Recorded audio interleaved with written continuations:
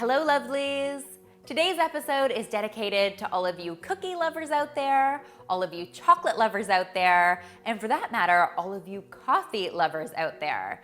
And I have to imagine that pretty much means everyone. Today, I'm going to be showing you a really delicious recipe for these awesome chocolate-dipped biscottis. Now, if you are not familiar with biscotti, then you are in for a real treat. Biscotti is basically a twice-baked cookie, so it's extra crunchy and perfect for dipping in things like coffee. Oh yeah. Super, super delicious. Now, there are so many different kinds of biscotti, but today I'm going to show you an absolute classic, and then you can really add anything you like to the base recipe. This cookie starts as most cookies do by mixing up our dry ingredients. So I've got some flour in my bowl. I'm using good old-fashioned all-purpose flour. I've got a little bit of baking powder headed in here, as well as a nice sprinkle of salt. Really helps to enhance all of the flavors in this cookie. And I just wanna give this all a nice whisk. You wanna make sure that your dry ingredients are really well incorporated. That way you get nice even lift throughout your cookie. Now, a lot of you who might be new to the channel have been asking about the measurements for these recipes. If you're looking for the exact measurements, they are always linked in the description box below the video. So you can always find them there. Just click show more. Next, lovelies, it is time to bring together our wet ingredients, starting with some butter. Now, you may notice in this recipe, we're using a lot less butter than is used in a typical cookie recipe, and that's because instead of these being super tender and chewy, we want them to be nice and crisp. Again, perfect for dunking into coffee. So we are using about 4 to 6 tablespoons of butter. A little more butter is going to give you a slightly more tender cookie, a little less, and you'll get something a little crispier. Totally up to you. I've got my butter in my bowl, and to that I'm going to add some sugar. Now, these are not overly sweet cookies. They're just sort of slightly sweet.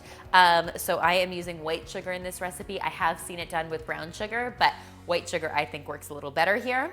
Next, I'm just going to go in here with my hand mixer and beat this until it's nice and light and fluffy and well incorporated.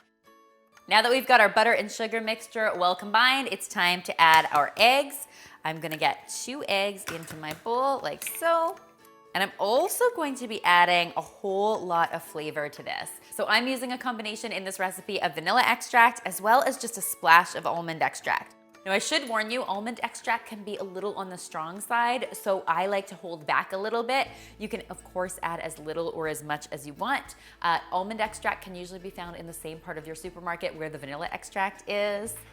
Next, I'll just get back in here with my hand mixer and beat this until it is really well combined. And for the last step in making our dough, we are going to get our dry ingredients in. So we've got our flour mixed with our baking powder and our salt.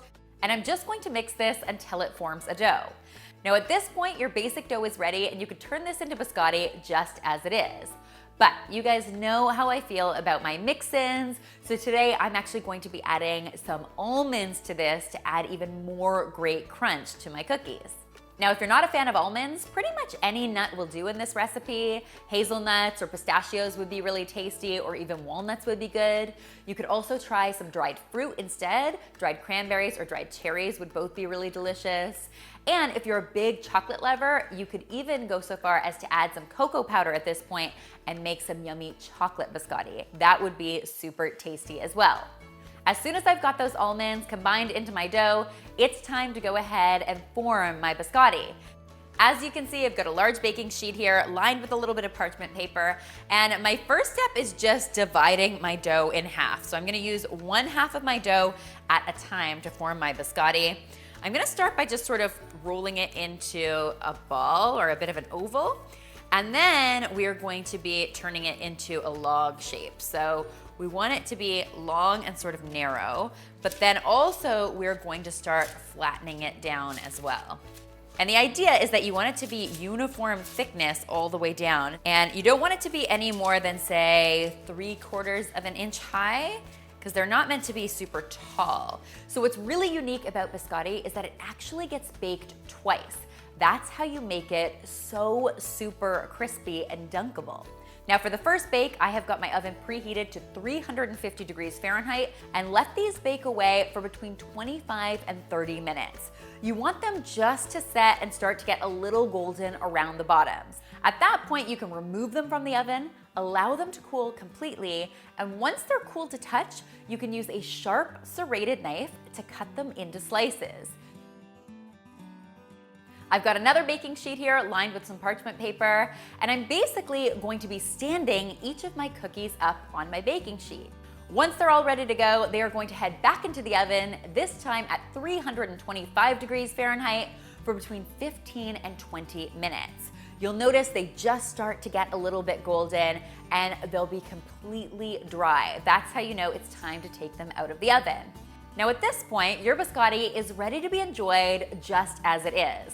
But if you're anything like me and you like to take things to that next level, might I recommend dipping them in some chocolate just before eating them? To do that, I am going to start by melting some chocolate. So I've got some chopped semi-sweet chocolate here over a double boiler. Now, if you're not familiar with the concept of a double boiler, it basically starts with a small saucepan on the stove, and I've got about 1 inch of water simmering in it.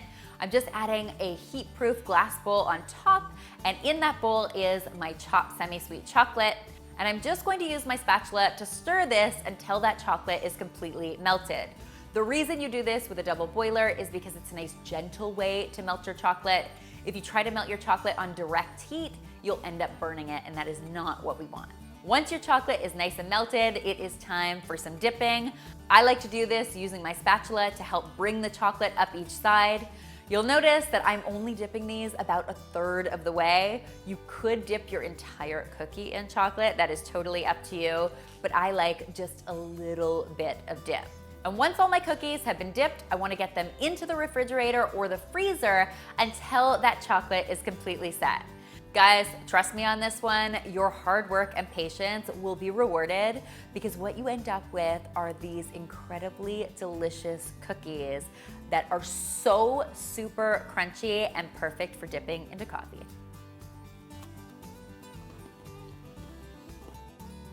Guys, I really hope you will give these yummy cookies a try for yourselves. And if you do, be sure to tweet me, Instagram me, or Facebook me a photo because you know how much I love seeing your kitchen creations.